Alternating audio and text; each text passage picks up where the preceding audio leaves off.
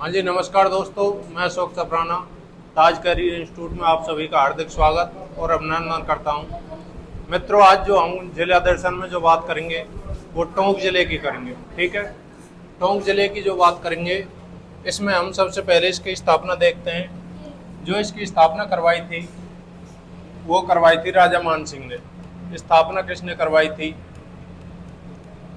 राजा मान सिंह ने। स्थापना किसने करवाई थी? राजा मान सिंह ने इसकी स्थापना करवाई थी टोंक जिले की। ठीक है, उसके बाद देखें हम टोंक को, अगर हम स्थिति के अनुसार देखें तो टोंक जिला कहाँ है? ये रहा। ठीक है, टोंक जिला यहाँ पर है। अगर हमें स्थिति की दृष्टि से देखें तो ये कौन सी में आएगी? ये हुई पूर्वी दिशा और ये दक्षिणी, ये उत्तरी। ठीक है, अगर हम स्थिति की दृष्टि से देखें हम तो स्थिति की दृष्टि से आएगा ये मध्यवर्ती पूर्वी में। कहाँ आएगा? मध्यवर्ती पूर्वी राजस्थान में। स्थिति की दृष्टि से कहाँ आएगा? मध्यवर्ती पूर्वी राजस्थान में आएगा, बीच में मध्यवर्ती पूर्वी राजस्थान में। ठीक है, उसके बाद देखें यह एक आंतरिक जिला है। कैसा जिला है? आंतरिक जिला, क्योंकि इसकी सीमा ना तो अंतर्राज्यीय लग रही है और ना ही अंतर्राष्ट्रीय लग रही है। ठीक है, कैसा जिला है? यह एक आंतरिक जिला है। कैसा जिला है? यह एक आंतरिक जिला है। आंतरिक जिला का मतलब क्या होता है? इसकी सीमा ना तो अंतर्राज्यीय लग रही है और ना ही अंतर्राष्ट्रीय लग रही है। ठीक है साहब, यह एक आंतरिक जिला है। ओके साहब। उसके बाद देखें इसका भौतिक प्रदेश की दृष्टि से देखें कौन से भौतिक प्रदेश में आता है। भौतिक प्रदेश, तो भौतिक प्रदेश में आता है ये पूर्वी मैदान। कौन से में आएगा? पूर्वी मैदान में। भौतिक दृष्टि से अगर देखें तो पूर्वी मैदान में आएगा। ठीक है, उसके बाद देखें यहाँ पर जलवायु कैसी है यहाँ की? जलवायु आर्द्र है, जलवायु आर्द्र जलवायु। ठीक है, अगर इसे हम कोपेन के अनुसार देखें, कोपेन के अनुसार है CWG। कोपेन के अनुसार क्या है? CWG आर्द्र जलवायु है और कोपेन के अनुसार कैसी है? CWG। अंतर्राज्यीय ना अंतर्राष्ट्रीय कैसी भी सीमा नहीं लग रही है, तो कैसा हुआ? आंतरिक जिला हुआ। नेक्स्ट बात करते हैं हम, वो करते हैं यहाँ की मिट्टी कैसी है। मिट्टी देखो, मिट्टी है यहाँ की जलोढ़ मृदा। कैसी मृदा है? जलोढ़ मृदा। ठीक है, मिट्टी जलोढ़।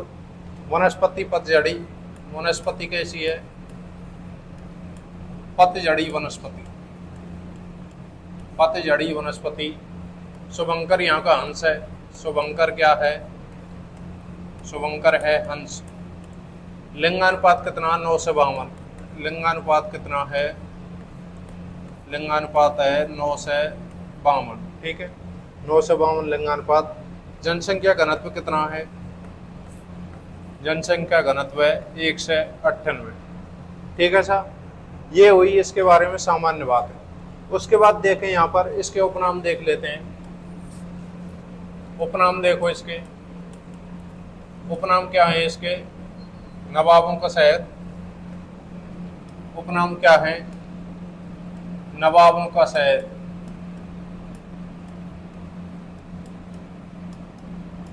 ठीक है, टाटानगर।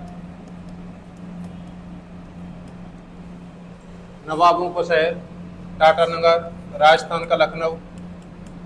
राजस्थान का लखनऊ, ये इसके उपनाम है। नवाबों का शहर टाटानगर और राजस्थान का लखनऊ। ठीक है, और देख सकते हैं इसका रानी का नगर क्या कहते हैं? एक उपनाम और इसका रानी का नगर, या अदब का गुलशन भी है इसका एक उपनाम। अदब का गुलशन। अदब का गुलशन। ठीक है सर, ये हुए इसके उपनाम। उसके बाद देखें एक इसमें फैक्ट चीज आएगी, और वो फैक्ट चीज क्या है कि एकमात्र मुस्लिम रियासत थी टोंक। ठीक है, कैसी रियासत है? एकमात्र, राजस्थान की एकमात्र मुस्लिम रियासत कौन सी थी? टोंक। ये नोट करना, राजस्थान की एकमात्र मुस्लिम रियासत, कैसी रियासत है? मुस्लिम रियासत। राजस्थान की एकमात्र कैसी रियासत है? मुस्लिम रियासत है साहब। कौन सी है? टोंक। ठीक है। उसके बाद देखें, राजस्थान में शिकार एक्ट पारित करने वाली प्रथम रियासत। राजस्थान में शिकार एक्ट पारित करने वाली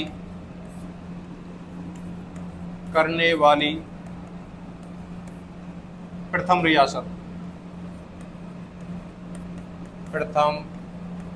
रियासत।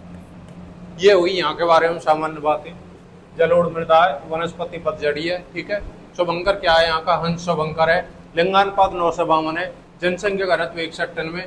उसके बाद हमने उपनामों पर बात की। नवाबों का नगर, ठीक है, टाटा नगर, राजस्थान का लखनऊ, रानी का नगर, अदब का गुलशन, राजस्थान का एकमात्र मुस्लिम रियासत, और राजस्थान में शिकार एक्ट करने वाली प्रथम रियासत।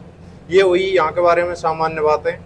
उसके बाद देखते हैं यहाँ पर एक नदी आती है। नदियों की बात करें तो नदी में आएगी सबसे पहले बनास नदी। कौन सी आएगी? बनास नदी। ठीक है, बनास नदी आएगी। हालांकि हम बनास नदी के बारे में 2-3 बार चर्चा कर चुके हैं अन्य जिलों में, लेकिन एक बार और शॉर्ट बताते हैं इसके नाम में। ठीक है, बनास नदी उद्गम कहाँ से हुआ है? इसका उद्गम हुआ खमनोर की पहाड़ी। खमनोर की पहाड़ी। और खमनोर की पहाड़ी कहाँ पड़ती है? ये पड़ती है राजसमंद में। कहाँ पड़ती है? राजसमंद में। ठीक है सर। नेक्स्ट देखते हैं इसके उपनाम। उपनाम क्या है इसके? वरडासा, वशिष्ठी नदी, वन की आशा, या वशिष्ठ जी की कन्या।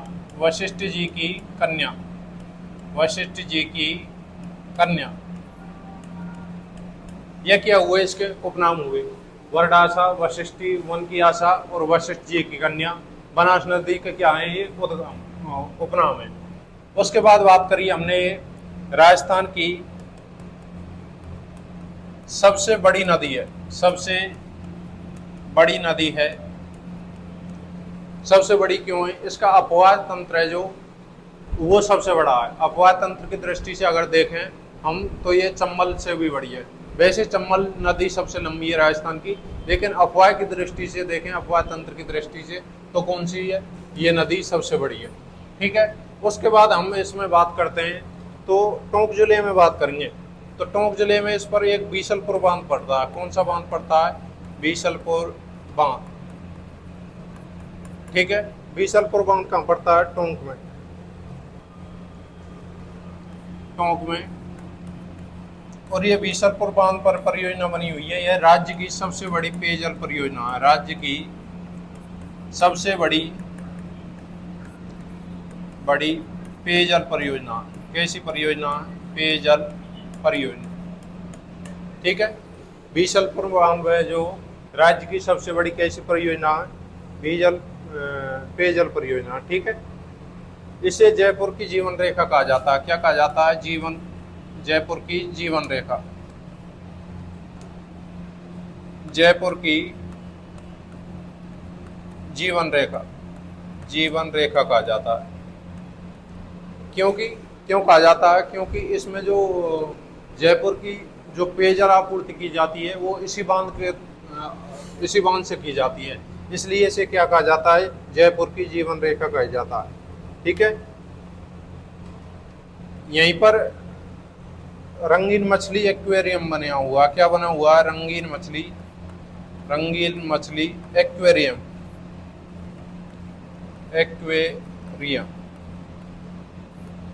ठीक है, ये हुई बनास नदी के बारे में। हालांकि हम पूरी डिटेल नहीं करेंगे इसका प्रवाह क्षेत्र कहाँ है।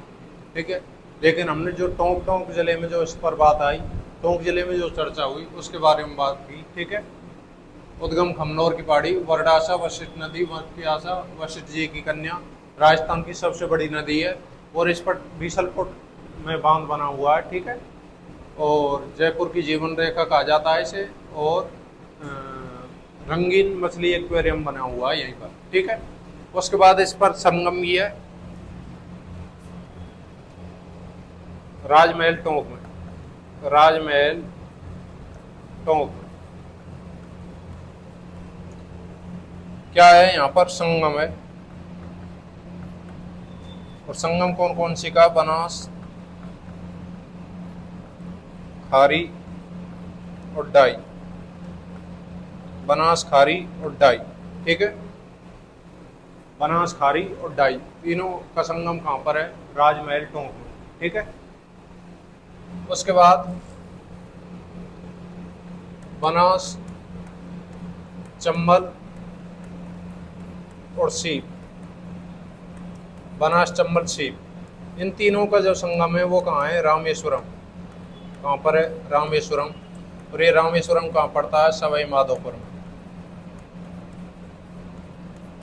रामेश्वरम कहाँ पड़ता है, सवाई माधोपुर में। बनास, चंबल, सीप तीनों का संगम है राजमहल टोंक में। बनास, खारी, डाई तीनों का संगम है, ठीक है। ये चीज नोट करनी है। उसके बाद इस पर अन्य भी संगम है, लेकिन हम इतनी बात करेंगे। उसके बाद देखते हैं यहाँ पर एक नदी आती है, डाई नदी। कौन सी नदी आती है, डाई नदी। और ये डाई नदी है, इसका जो उद्गम हुआ है, उद्गम वो हुआ किशनगढ़ की पहाड़ियों से, किशनगढ़ की पहाड़ियां। और ये किशनगढ़ की पहाड़ियां कहाँ पड़ती हैं, ये पड़ती हैं नसीराबाद में। नसीराबाद को देखकर आपको याद आया होगा कि जो 1857 की जो क्रांति की शुरुआत हुई थी वो कहाँ से हुई थी, नसीराबाद से ही हुई थी, ठीक है। उद्गम कहाँ पर है, किशनगढ़ की पहाड़ियाँ।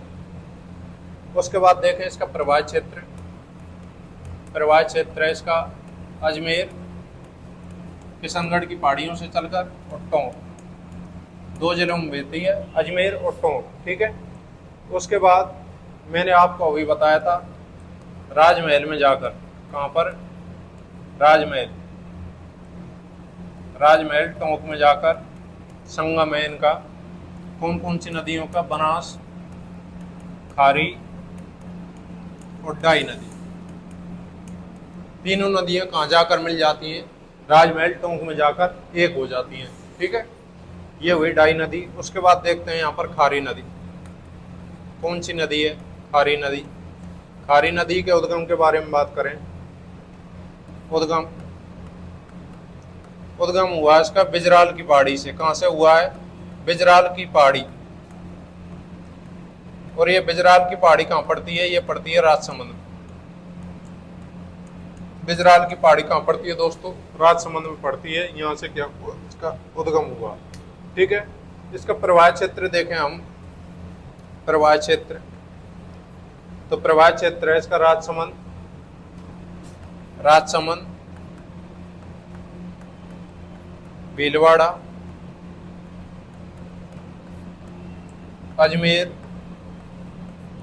और टोंक।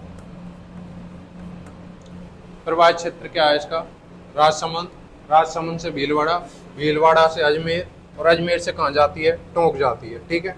और वही टोंक में जाकर कहाँ पर, राजमहल में जाकर तीनों नदियां मिल जाती हैं। राजमहल में संगम होता है कौन कौन सी का, बनास, खारी और डाई, तीनों का संगम हो जाता है राजमहल टोंक में जाकर, ठीक है। बिजराल की पहाड़ी से चलती है राजसमंद से, और राजसमंद, भीलवाड़ा, अजमेर, टोंक में प्रवाहित होकर उसके बाद राजसमंद, राजमहल में जाकर किस में मिल जाती है, बनास नदी में मिल जाती है, ठीक है साहब।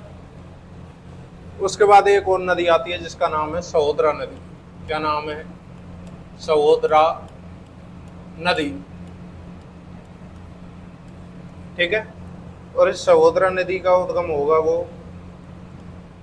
उद्गम ये है अराव गांव की पहाड़ी, अराव गांव की पहाड़ियां। और ये अराव गांव कहाँ पड़ता है, ये पड़ता है अजमेर, ठीक है। अराव गांव की पहाड़ियां, अजमेर से क्या हुआ है, इसका उद्गम हुआ है, ठीक है साहब। इसका प्रवाह क्षेत्र देखें हम, प्रवाह क्षेत्र अजमेर और टोंक।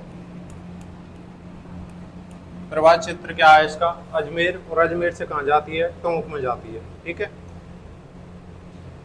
अजमेर में इस पर एक बांध बना हुआ है, उस बांध का नाम क्या है, टोरडी सागर, टोरडी सागर।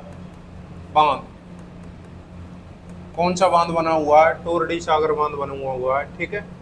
कहाँ पर बना हुआ है? अजमेर में बना हुआ है। इस बांध के बारे में ऐसा बताया जाता है कि इस बांध को खोलने पर इस नदी में बिल्कुल भी एक बूंद भी पानी नहीं बचता है। कौन से खोलने पर? टोरडी सागर अजमेर को, ठीक है।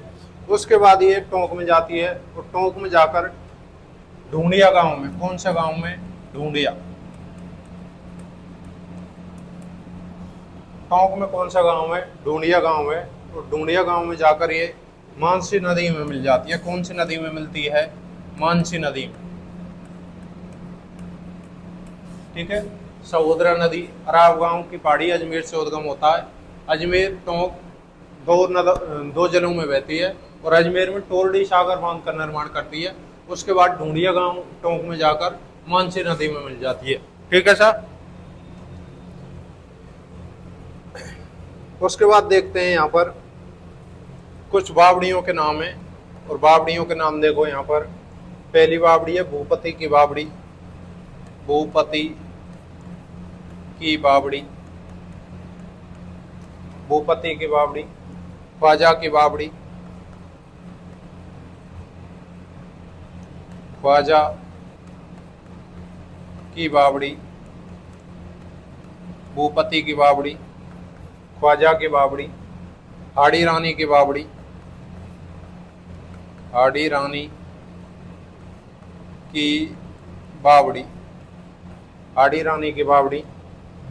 एक और आती है सरडा बावड़ी, क्या नाम है? सरडा बावड़ी। इन सभी बावड़ियों का जो संबंध आता है वो कहाँ से आता है? टोंक से ही आता है, ठीक है।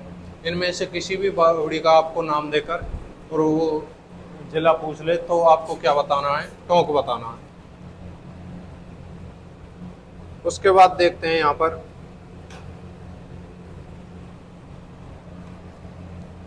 एक यहाँ पर शब्द था रेड सभ्यता, रेड सभ्यता, रेड सभ्यता। ये कहाँ पर है? टोंक में ही है, ठीक है। नदी कौन सी है? डील नदी के किनारे। कौन सी नदी के किनारे? डील नदी। उत्खनन करता देखते हैं, उत्खनन करता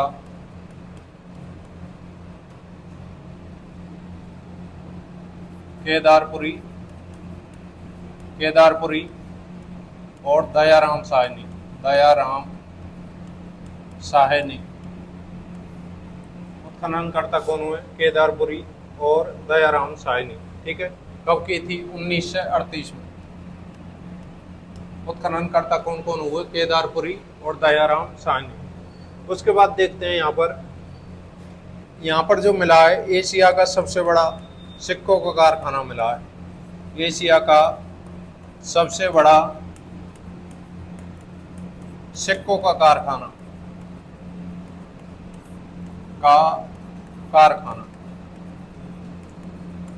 और यहाँ पर जब एशिया का सबसे बड़ा सिक्कों का कारखाना मिला है तो इसलिए इसको क्या कहा जाता है? भारत का टाटा नगर कहा जाता है। इसलिए क्या कहा जाता है इसे? भारत का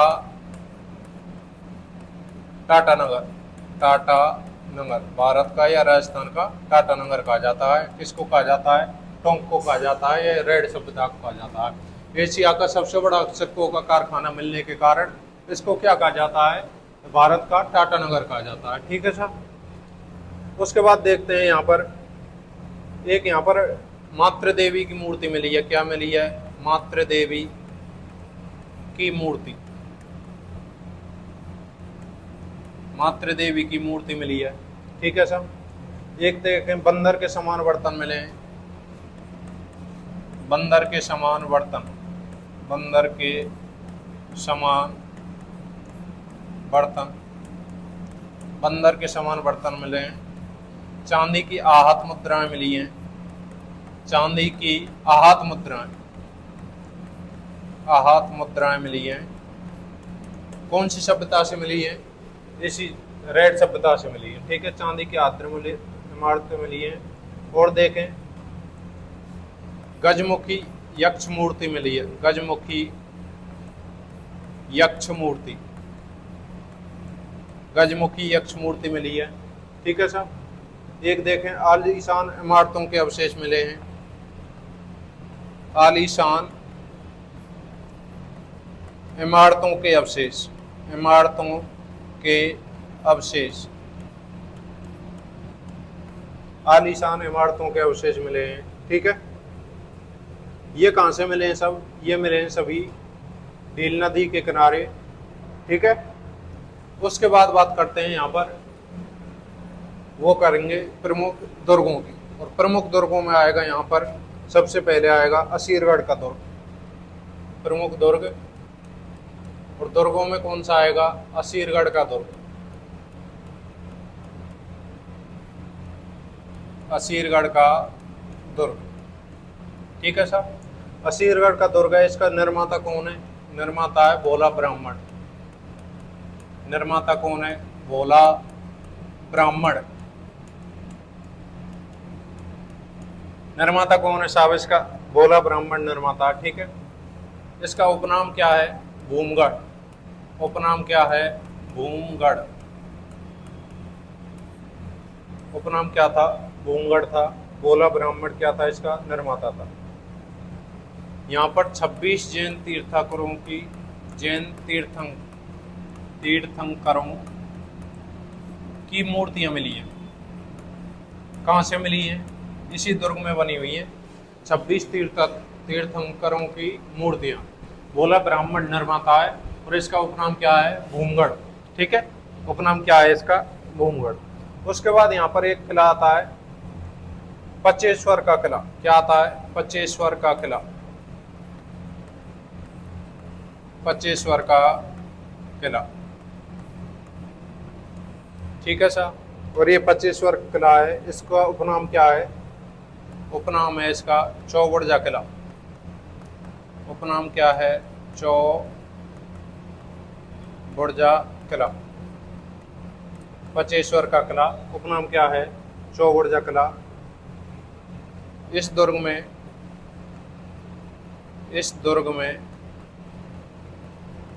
पाड़ा चक्की बनी हुई है, पाड़ा चक्की। इस दुर्ग में पाड़ा चक्की बनी हुई है। कैसी चक्की बनी हुई है? पाड़ा चक्की बनी हुई है। कौन से में? पचेश्वर में। उपनाम क्या है इसका? चौबुर्जा किला उपनाम है। ठीक है सर। एक दुर्ग और आता है काकोड़ का दुर्ग। क्या नाम है उसका? काकोड़ का दुर्ग। काकोड़ का दुर्ग। ठीक है, काकोड़ का दुर्ग। इसका उपनाम देख लेते हैं तो प्राचीन नाम क्या था इसका? कनकपुरा। प्राचीन नाम क्या है इसका? प्राचीन नाम कनकपुरा। ये छोटे छोटे दुर्ग हैं यहाँ पर, 3। ठीक है, 3 छोटे छोटे दुर्ग थे यहाँ पर, बिल्कुल उनके बारे में हमने यहाँ पर बात की। उसके बाद देखते हैं यहाँ पर जो प्रसिद्ध चीज आएगी वो है मुबारक महल। क्या है? प्रमुख महलों में बात करें हम, पहले बात करते हैं हम यहाँ पर सुनहरी कोठी। क्या है? सुनहरी कोठी। सुनहरी कोठी। सुनहरी कोठी कहाँ पर है? टोंक पर। 2 मंजिला है। कितनी मंजिला है? 2 मंजिला। सुनहरी कोठी टोंक कितनी मंजिला सा? 2 मंजिला। ठीक है, 2 मंजिला है ये तो हुई प्रथम मंजिल और ये हुई द्वितीय मंजिल। ठीक है, इस जो प्रथम मंजिल का जो निर्माण करवाया था वो करवाया था अमीर खां पिंडारी ने। इसका निर्माता कौन था? अमीर खां पिंडारी। अमीर खां पिंडारी। प्रथम मंजिल का निर्माण किसने करवाया था? अमीर खां पिंडारी ने। ठीक है, जबकि द्वितीय मंजिल है उसका निर्माण, इसका निर्माता था इब्राहिम खां। क्या था? इब्राहिम खां। और इस इब्राहिम खान को ही यहाँ का वास्तविक निर्माता माना जाता है। क्या माना जाता है इसको? वास्तविक निर्माता। सुनहरी कोठी, इसमें सोने का परत होने के कारण इसको सुनहरी कोठी कहा जाता है। 2 मंजिला। प्रथम मंजिल का निर्माण किसने करवाया था? अमीर खां पिंडारी ने। और द्वितीय मंजिल का किसने करवाया था? इब्राहिम खान ने। ठीक है, इसका सबसे प्राचीन नाम था वो था जरनगार। सबसे प्राचीन नाम सुनहरी कोठी का वो है जरनगार। सबसे प्राचीन नाम क्या था इसका? जरनगार। ठीक है। उसके बाद इसका जो नाम पड़ा वो पड़ा था, मूल नाम कह सकते हैं इसको, शीश महल। क्या पड़ा? उसके बाद जो इसका निर्माण पड़ा वो क्या नाम पड़ा, वो क्या था? जरनगार। ठीक है। इसमें जो सोने का काम करवाया था वो इब्राहिम खान ने ही करवाया था। ठीक है। सोने का कार्य, ये मंजिल, ये जो कोठी बनवाई थी, इसमें चारों ओर जो सोने की परत लगवाई है वो किसने लगवाई है? वो लगवाई है इब्राहिम खान ने। ठीक है। इसने क्या करवाया था? द्वितीय मंजिल का निर्माण किसने करवाया था? इसी ने करवाया था। ठीक है साहब।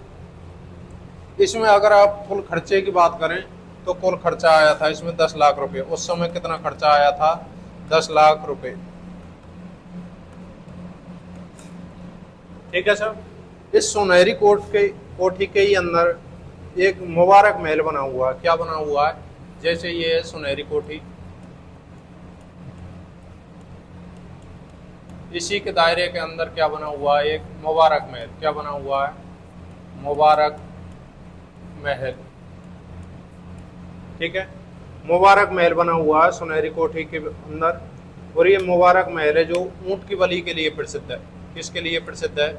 ऊंट की बलि के लिए। इस पर बकरा ईद पर क्या दी जाती है? ऊंट की बलि दी जाती है।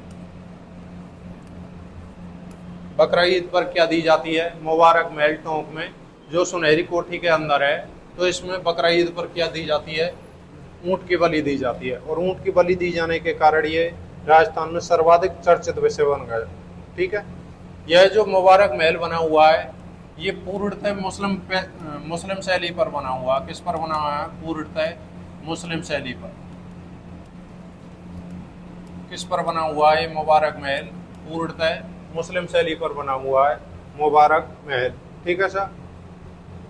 यहाँ पर जो ऊंट की जो कुर्बानी, ये बलि चालू की थी वो की थी अमीरुद्दौला ने। ऊंट की जो बलि चालू की थी वो की थी अमीरुद्दौला ने। किसने की थी? अमीरुद्दौला ने की थी 1817 में। ठीक है। सुनहरी कोठ बनी हुई है, और उस सुनहरी कोठी के भीतर ही क्या हुआ है? एक मुबारक महल बना हुआ है। ये मुबारक महल पूर्णतः मुस्लिम शैली पर बना हुआ है। एक बात तो ये नोट करनी है। उसके बाद यहाँ पर ऊंट की बलि दी जाती है। कब दी जाती है? बकरा ईद पर दी जाती थी। ठीक है। और ये जो बलि चालू की थी ये किसने करी थी? अमीरुद्दौला जी ने की थी। कब की थी? 1817 में की थी। ठीक है साहब। नेक्स्ट देखते हैं, यहाँ पर एक मंदिर, प्रमुख मंदिरों की बात करते हैं तो मंदिरों में आएगा यहाँ पर महिषासुर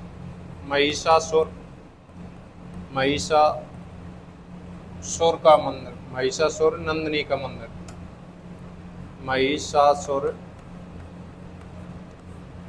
नंदिनी का मंदिर, महिषासुर नंदिनी का मंदिर आता है। एक यहाँ पर बीसल देव का मंदिर है, बीसल देव मंदिर। ठीक है। महिषासुर नंदिनी का मंदिर है, और एक क्या है? बीसल देव मंदिर है। एक यहीं पर देवनारायण जी का मंदिर है। क्या है? देवनारायण जी का मंदिर। देवनारायण जी का मंदिर कहाँ पर है? जोधपुरिया धाम, जोधपुरिया धाम। ठीक है। जोधपुरिया धाम कहाँ पर है? टोंक में।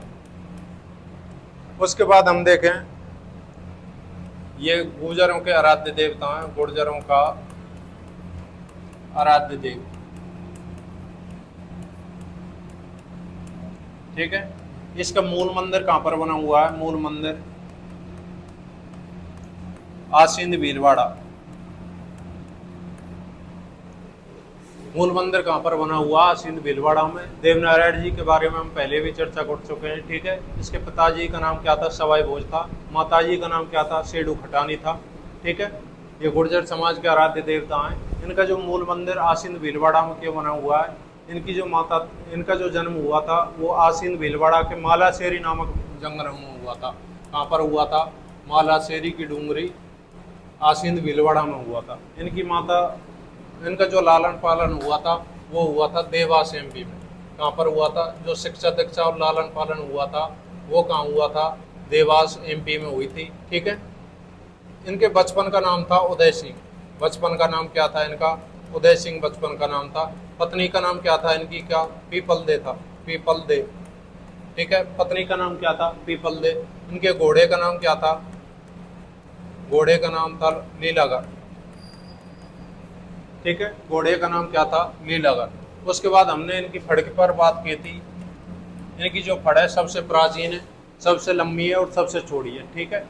इस पर सर्वप्रथम राजस्थान सरकार ने इनकी फड़ पर क्या किया था? डाक टिकट जारी किया था। कब किया था? 1992 में किया था। ठीक है। ये सामान्य चर्चा हम पिछली क्लास में कर चुके हैं देवनारायण जी के बारे में। एक राजस्थान के ऐसे लोक देवता हैं जिन पर क्या बन चुकी है? फिल्म बन चुकी है। क्या बन चुकी है? फिल्म बन चुकी है। और इस फिल्म में जो देवनारायण जी की जो भूमिका निभाई थी वो निभाई थी नाथू सिंह गुर्जर ने। किसने निभाई थी? नाथू सिंह गुर्जर ने। उस समय एक सरकार के क्या थे? मंत्री थे नाथू सिंह गुर्जर। ठीक है, सांसद रह चुके हैं ये। एक इस पर गहलोत सरकार ने अवकाश घोषित कर दिया है। गहलोत सरकार ने अवकाश घोषित कर दिया।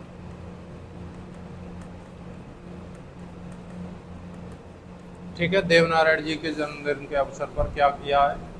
इनकी जो जयंती आती है उस दिन क्या रहता है? सरकारी अवकाश रहता है।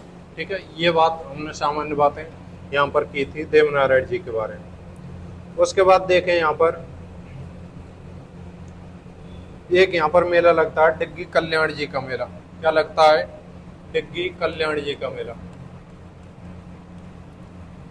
डिग्गी कल्याण जी का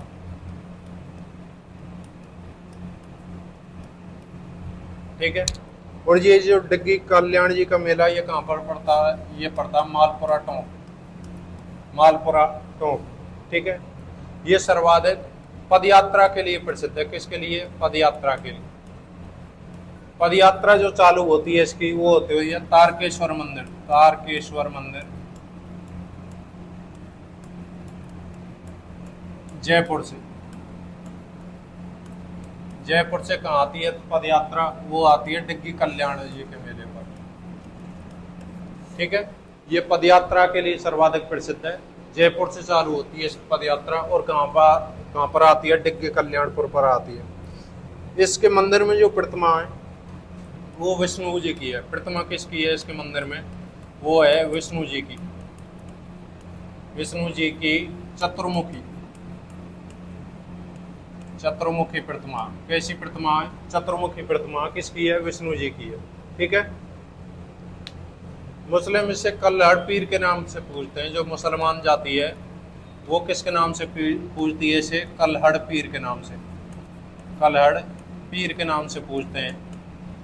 मुस्लिम जाति किस नाम से पूजती है? कल्हड़ पीर के नाम से पूजती है। ठीक है। इनकी पूजा करने से ऐसा बताया जाता है कुष्ठ रोग का निवारण होता है। क्या होता है? कुष्ठ रोग का निवारण। कुष्ठ रोग का निवारण होता है कल्याण जी की पूजा करने से। ठीक है सर। इनका जो मेला लगता है, मेला देखें इनका, मेला लगता है इनका वैशाख पूर्णिमा को। मेला कब लगता है? वैशाख पूर्णिमा को तथा भाद्रपद शुक्ल एकादशी को। ठीक है। इनका जो मेला लगता है एक तो लगता है वो वैशाख पूर्णिमा के दिन लगता है, एक कब लगता है? भाद्रपद शुक्ल 11 को लगता है डिग्गी कल्याण जी का मेला। ठीक है सर। नेक्स्ट बात करें हम यहाँ पर, वो करेंगे संत धन्ना जी की। किसकी बात करेंगे? संत धन्ना जी। संत धन्ना जी। ठीक है। संत धन्ना जी का जो जन्म हुआ था वो यहीं हुआ था। जन्म कहाँ हुआ था? जन्म हुआ था दोबन गांव टोंक, दोबन गांव टोंक।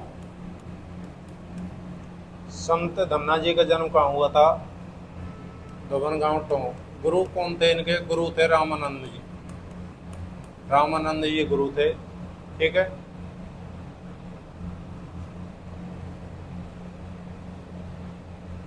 इनको राजस्थान में धार्मिक आंदोलन, राजस्थान में धार्मिक आंदोलन प्रारंभ करने का श्रेय जाता है। धार्मिक आंदोलन प्रारंभ करने का श्रेय जाता है। ठीक है। धन्ना जी का जो जन्म हुआ था वो क्या हुआ था? दोबन गांव टोंक में हुआ था। गुरु क्या थे? रामानंद जी थे। राजस्थान में धार्मिक आंदोलन का जो श्रेय जाता है प्रारंभ करने का, वो किसको जाता है? धन्ना जी को जाता है। ठीक है। इनका जो मेला लगता है वो दोबन गांव में लगता है। मेला कहाँ लगता है? दोबन गांव टोंक में लगता है। लेकिन जो सर्वाधिक अनुयायी आते हैं, इनके सर्वाधिक अनुयायी वो आते हैं पंजाब से। ये बात आपको नोट करनी है। ठीक है। राजस्थान का ऐसा संत जिसके सर्वाधिक अनुयायी राजस्थान से न आकर बाहर से आते हैं, पंजाब से आते हैं, वो कौन है? धन्ना जी है। ठीक है। पंजाब से आते हैं। इनका ग्रंथ देखें तो धन्ना जी की आरती। ग्रंथ क्या है इनके? धन्ना जी की आरती। ग्रंथ क्या है इनका? धन्ना जी की आरती है। ठीक है सर। उसके बाद एक संत आता है यहाँ पर, उसका नाम है संत चरणदास जी। क्या नाम है? संत चरणदास जी। संत चरणदास जी आते हैं। ठीक है। इनका जन्म भी कहाँ हुआ है? जन्म हुआ था इनका सोडाग्राम में, सोडाग्राम। और ये सोडाग्राम कहाँ पड़ता है? मालपुरा टोंक। ठीक है साहब। जन्म कहाँ हुआ है? सोडाग्राम, मालपुरा टोंक में। ठीक है। इनका जो बचपन का नाम था वो था रामकिशन। बचपन का नाम क्या था इनका? रामकिशन। जो चरणदास जी हैं इनके बचपन का नाम क्या था? रामकिशन था। एक मिनट सॉरी, चरणदास जी नहीं, ये हैं रामचरण जी। सॉरी, संत रामचरण जी, संत रामचरण जी।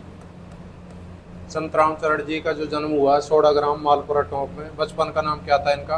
रामकिशन था। ठीक है। बचपन का नाम रामकिशन था। पत्नी का नाम गुलाब कंवर।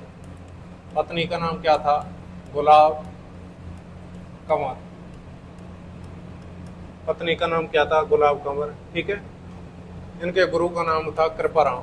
गुरु कौन थे? कृपाराम। उसके बाद बात करेंगे इनका ग्रंथ क्या था? अरडेवाड़ी। क्या नाम था ग्रंथ का? अरडेवाड़ी। अरडेवाड़ी। ठीक है। यह एक ग्रंथ था राम रसाम बुद्धि। राम रसा बुद्धि, दो ग्रंथ थे, राम रसाम बुद्धि और अरडेवाड़ी। ठीक है। ये क्या थे? इनके प्रमुख ग्रंथ थे। लेकिन इनकी जो प्रमुख संप्रदाय थी, इनकी संप्रदाय का नाम क्या था? वो था रामस्नेही संप्रदाय। क्या था? रामस्नेही संप्रदाय। और इस रामस्नेही संप्रदाय की जो प्रधान पीठ है वो कहाँ है? साहेबपुरा भीलवाड़ा। साहेबपुरा भीलवाड़ा। और यहाँ प्रधान पीठ पर क्या लगता है? यहाँ पर लगता है फूलडोल मेला। फूलडोल मेला मोस्ट लगा लेना। ये फूलडोल मेला कई बार पूछ लिया गया है। फूलडोल मेला कहाँ का प्रसिद्ध है? साहेबपुरा भीलवाड़ा का। ठीक है। फूलडोल मेला आ जाए या फूलडोल उत्सव आ जाए, कब लगता है? ये लगता है चैत्र कृष्ण 1 से पंचमी तक। कब लगता है? चैत्र कृष्ण 1 से पंचमी तक लगता है। ठीक है सर। उसके बाद आता है यहाँ पर संत पीपा। कौन आते हैं? संत पीपा। और संत पीपा के बारे में हम पहले भी चर्चा कर चुके हैं कई बार। इनका जो मंदिर है वो कहाँ पर है? संत संत पीपा का मंदिर समदड़ी। ठीक है, गुफा कहाँ पर है इनकी? टोंक में है। मंदिर समदड़ी, गुफा टोंक में। जबकि छतरी कहाँ पर बनी हुई है? गागरोन दुर्ग में। छतरी कहाँ पर है? गागरोन में। पिता कौन थे इनके? कड़ाराव खींची। पिता कौन थे? कड़ाराव खींची। माता कौन थी इनकी? लक्ष्मीवती। माता कौन थी? लक्ष्मीवती। ठीक है। पत्नी कौन थी इनकी? सीता देवी। हालांकि इनके 20 पत्नियां थी। सीता देवी। बचपन का नाम क्या था इनका? प्रताप सिंह। बचपन का नाम क्या था? प्रताप सिंह।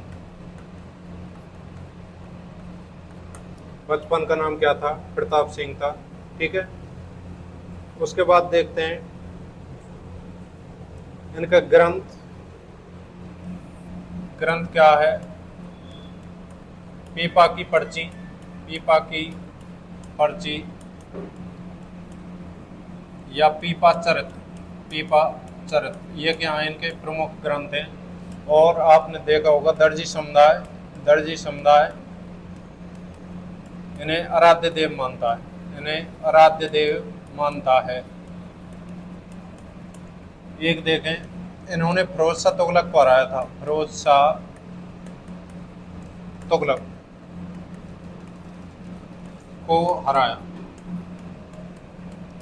इसके बारे में हमने बिल्कुल शॉर्ट में बताया, क्योंकि संत पीपा के बारे में हम पिछली क्लासों में 2 बार बात कर चुके हैं। ठीक है। मंदिर कहाँ पर है? समदड़ी में, गुफा टोंक में, छतरी गागरोन में। पिता कड़ाराव खींची, माता लक्ष्मीवती और पत्नी सीता देवी। बचपन का नाम क्या है? प्रताप सिंह। प्रमुख ग्रंथ क्या है इनके? पीपा की पर्ची और पीपा चरित्र। दर्जी समुदाय ने क्या मानता है? आराध्य देव मानता है। और फिरोज शाह तुगलक को इन्होंने हराकर उसके बाद क्या बने थे? ये संत बने थे। ठीक है सर।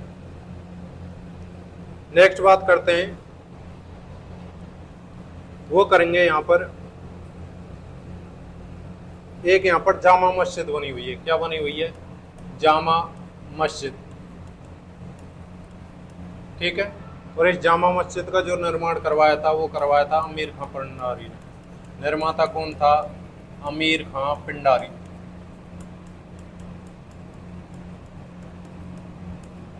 निर्माता कौन था? अमीर खां पिंडारी। लेकिन इसको जो पूर्ण करवाया था वो करवाया था वजीउद्दौला ने।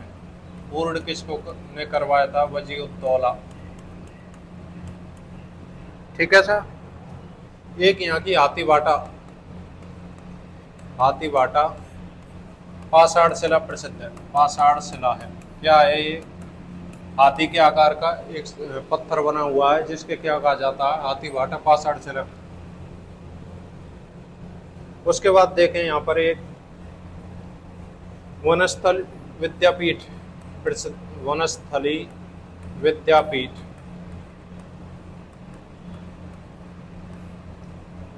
वनस्थली विद्यापीठ निवाई टोंक में। कहाँ पर है? निवाई टोंक। और ये वनस्थली विद्यापीठ है जो ये किसकी है? ये महिला शिक्षा को समर्पित है। किसको ना समर्पित है? महिला शिक्षा को। महिला शिक्षा को समर्पित है। और इसका हम प्राचीन नाम देखें तो प्राचीन नाम क्या था इसका? शांतिबाई कुटीर संस्थान। शांतिबाई कुटीर संस्थान। ये क्या था इसका? प्राचीन नाम। ठीक है। प्राचीन नाम क्या था? शांतिबाई कुटीर संस्थान। उसके बाद बात करें यहाँ पर हम वो करेंगे एक यहाँ पर भेड़ व बकरी अनुसंधान केंद्र बना हुआ है। भेड़ व बकरी अनुसंधान केंद्र कहाँ बना हुआ है? अबका नगर टोंक। अबका नगर टोंक। भेड़ व बकरी अनुसंधान केंद्र कहाँ पर बना हुआ है? अबका नगर टोंक। एक यहाँ का नमदा उद्योग प्रसिद्ध है। क्या प्रसिद्ध है? नमदा उद्योग। एक मिनट, टेक्निकल इशू आ गया कोई। एक यहाँ का नमदा उद्योग प्रसिद्ध है। नंदा उद्योग प्रसिद्ध है। ठीक है, एक देखें हम यहाँ का बीड़ी उद्योग प्रसिद्ध है, बीड़ी उद्योग। ठीक है, एक यहाँ का चमड़ा उद्योग प्रसिद्ध है, चमड़ा उद्योग। और देखते हैं हम यहाँ पर एक बीसलपुर रिजर्व क्षेत्र बना हुआ है, बीसलपुर रिजर्व क्षेत्र। ठीक है, क्या बना हुआ है, बीसलपुर रिजर्व क्षेत्र बना हुआ है यहीं पर। इस प्रकार हमारे, ठीक है, उसके बाद हम देखते हैं जो सचिन पायलट हैं उनका संबंध इसी जिले से आता है। सचिन पायलट वर्तमान में क्या है, यहाँ से एमएलए हैं। ठीक है, वर्तमान में जो सचिन पायलट हैं वो यहाँ से एमएलए हैं। पहले क्या रह चुके हैं, वो पहले उप मुख्यमंत्री रह चुके हैं गहलोत सरकार में। ठीक है, इस प्रकार हमारा ये जिले खत्म होता है। एक बार पुनः रिपीट करना चाहूँगा, रिपीट देखो। स्थापना राजा मान सिंह ने, स्थिति मध्यवर्ती पूर्वी राजस्थान, आंतरिक जिला, क्योंकि ना तो इसकी अंतर्राज्यीय सीमा लगती है ना ही अंतर्राष्ट्रीय सीमा लगती है। भौतिक प्रदेश की दृष्टि से देखें पूर्वी मैदान में आता है। जलवायु आर्द्र और कोपेन के अनुसार कैसी है, CWG। उसके बाद बात की थी हमने जलोढ़ मृदा है, वनस्पति पतझड़ी, शुभंकर हंस है, 952 लिंगानुपात, घनत्व 198। उपनाम नवाबों का शहर टाटानगर, राजस्थान का लखनऊ, और रानी का नगर, अदब का गुलशन कहा जाता है। राजस्थान की एकमात्र मुस्लिम रियासत, ये आपको नोट करनी है। ठीक है, राजस्थान की एकमात्र क्या है, ये मुस्लिम रियासत है साहब। उसके बाद देखें शिकार एक्ट सर्वप्रथम पारित करने वाली रियासत है। नेक्स्ट बात करते हैं बनास नदी, उद्गम कहाँ से, खमनौर की पहाड़ी, वर्धा वशिष्ठी वन की आशा। राजस्थान की सबसे बड़ी नदी, बीसलपुर बांध बना हुआ है। राज्य का सबसे बड़ी पेयजल परियोजना है। ठीक है, जीवन जयपुर की जीवन रेखा कहा जाता है। राजमहल टोंक में इनका संगम है, बनास खारी ढाई का। उसके बाद रामेश्वरम में बनास चंबल सीप, तीनों का संगम है। नेक्स्ट बात करते हैं हम, वो आती है डाई नदी। कौन सी नदी आती है, डाई नदी। उद्गम किशनगढ़ की पहाड़ियाँ, नसीराबाद, अजमेर टोंक, राजमहल टोंक में जाकर बनास खारी डाई, तीनों का संगम हो जाता है। उसके बाद आती है खारी नदी, उद्गम बिजराल की पहाड़ियाँ, राजसमंद, भीलवाड़ा, अजमेर टोंक में बहकर और राजमहल में जाकर क्या होती है, इसका भी संगम हो जाता है। सहोदरा नदी आई थी अराव गांव की पहाड़ी, अजमेर से। प्रभास क्षेत्र अजमेर, अजमेर में क्या बना हुआ है, यहाँ पर तोरडी सागर बांध बना हुआ है। कौन सा बांध बना हुआ है, तोरडी सागर। कहाँ पर बना हुआ है, अजमेर में। ठीक है, उसके बाद ढूंढिया गांव में जाकर टोंके में मानसी नदी में मिल जाती है। उसके बाद यहाँ पर प्रमुख बावड़ियों की बात की थी, सरडा बावड़ी, भूपति की बावड़ी, ख्वाजा की बावड़ी, आर्य रानी की बावड़ी। नेक्स्ट बात की थी हमने रेड सभ्यता की, और रेड सभ्यता डील नदी के किनारे है। दयाराम साहनी और केदारनाथपुरी ने इसका उत्खनन किया था 1938 में। एशिया का सबसे बड़ा यहाँ पर सिक्कों का कारखाना मिला है। इसे भारत का टाटा नगर कहा जाता है। ठीक है, यहाँ पर मातृ देवी की मूर्ति, यक्ष मूर्ति मिली है, यक्ष मुखी मूर्ति मिली है, बंदर के समान बर्तन मिले हैं। ठीक है, चांदी के हाथ सिक्का मिली है और आलीशान इमारतों का अवशेष मिला है। नेक्स्ट बात करते हैं, यहाँ पर असीरगढ़ का दुर्ग आता है, जिसका निर्माता भोला ब्राह्मण था। ठीक है, उपनाम भूंगड़, 26 तीर्थंकरों की मूर्तियां हैं यहाँ पर। एक यहाँ पर पंचेश्वर का किला बना हुआ है, उपनाम चौबुर्जा किला। इस दुर्ग में पाड़ा चक्की बनी हुई है। क्या बनी हुई है, पाड़ा चक्की। ठीक है, उसके बाद बात करते हैं यहाँ पर काकोड़ का दुर्ग, प्राचीन नाम कनकपुरा, सुनहरी कोठी टोंक बनी हुई है। यह 2 मंजिला है। इसकी प्रथम मंजिल का जो निर्माण करवाया था वो करवाया था अमीर खां पिंडारी ने। प्रथम मंजिल का किसने करवाया था, अमीर खां पिंडारी ने। जबकि द्वितीय मंजिल का किसने करवाया था, इब्राहिम खान ने। इसमें जो सोने का कार्य करवाया था इस मंजिल में, वो किसने करवाया था, वो करवाया था इब्राहिम खान ने। इसको क्या माना जाता है, वास्तविक निर्माता माना जाता है सुनहरी कोठी टोंक का। ठीक है, इसका प्राचीन नाम था वो था जरनगार। क्या था, प्राचीन नाम जरनगार था। ठीक है, मूल नाम क्या है इसका, शीश महल है। और इस पर जो खर्चा आया है वो आया 10 लाख रुपए का। नेक्स्ट बात करते हैं हम यहाँ पर, वो करते हैं सुनहरी कोठी 2। इसमें एक मुबारक महल बना हुआ है भीतर। क्या बना हुआ है, मुबारक महल। और ये मुबारक महल है जो पूर्णतः मुस्लिम शैली पर है। यहाँ पर ऊँट की बलि दी जाती है बकरा ईद पर। अमीरुद्दौला ने चालू की थी ऊँट की बलि है, जो 1817 में। उसके बाद यहाँ पर महिषासुर नंदिनी का मंदिर है, और बीसलपुर मंदिर, बीसल देव का मंदिर है, देवनारायण जी का मंदिर है जोधपुर या देवधाम में। जबकि मूल मंदिर कहाँ पर है इनका, आसींद भीलवाड़ा में। ठीक है, मूल मंदिर कहाँ पर है, आसींद भीलवाड़ा में। नेक्स्ट बात की थी हमने यहाँ पर टिग्गी कल्याण जी का मेला, मालपुरा टोंक में। यहाँ की जो पद यात्रा प्रसिद्ध है, और ये पद यात्रा की जो शुरुआत कहाँ से होती है, तारकेश्वर मंदिर जयपुर से होती है और कल्याण जी के मंदिर तक जाती है। इसमें विष्णु भगवान की चतुर्मुखी प्रतिमा है। जो मुसलमान है जो इसकी पूजा करते हैं वो का लड़का पीर मानकर करते हैं। ठीक है, इसकी पूजा करने से ऐसा बताया जाता है कुष्ठ रोग का निवारण मिलता है। और इसका मेला लगता है वैशाख पूर्णिमा और भाद्रपद शुक्ल 11 को। ठीक है साहब। नेक्स्ट संत धन्ना जी आए थे धोबन गांव टोंक में, यहीं पर इनका मेला लगता है। लेकिन इनके जो सर्वाधिक अनुयायी आते हैं वो पंजाब से आते हैं। ठीक है साहब। गुरु का नाम क्या था? रामानंद जी।